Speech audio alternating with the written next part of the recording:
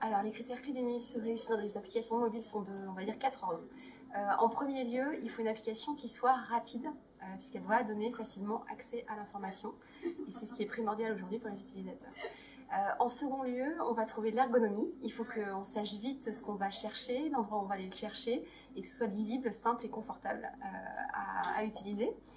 On va trouver ensuite bien entendu les contenus, qui sont quand même la première raison de désinstallation d'une application. Donc évidemment, critère primordial, on ne vient pas par hasard sur une application, on y vient parce qu'elle sert à quelque chose. Et puis enfin, on va avoir tout le côté stabilité, fiabilité de la plateforme. Il faut que tout ça fonctionne, qu'on n'ait pas peur de perdre les données qu'on va mettre sur l'application et qu'on va devoir utiliser. J'en rajouterai peut-être un cinquième, qui est le design, qui va rejoindre un petit peu la navigabilité et l'ergonomie. Puisqu'effectivement, la marque va aller se traduire à travers un design aussi. Et toute cette application doit être un tout qui va répondre aux besoins de l'utilisateur.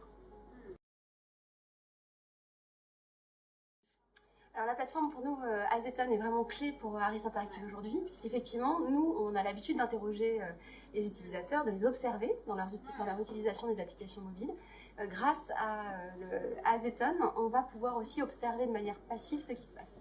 Donc on n'aura pas seulement un temps avant d'observation et un temps après d'interrogation, on aura aussi le temps pendant où l'application va être utilisée et on va voir tout ce que les utilisateurs ont pu faire avec l'application de manière concrète, ce sur quoi ils se sont arrêtés ou ce sur quoi ils sont restés longtemps, ce qui leur a posé problème pour pouvoir ensuite discuter justement de ces On va aussi intégrer prochainement, en janvier 2018, la partie interrogation via la solution Azeton, puisqu'effectivement on pourra poser des questions conditionnées à une navigation particulière directement auprès de l'application pour pouvoir ainsi avoir le retour d'utilisateur en temps réel par rapport à ce qui est en train de faire.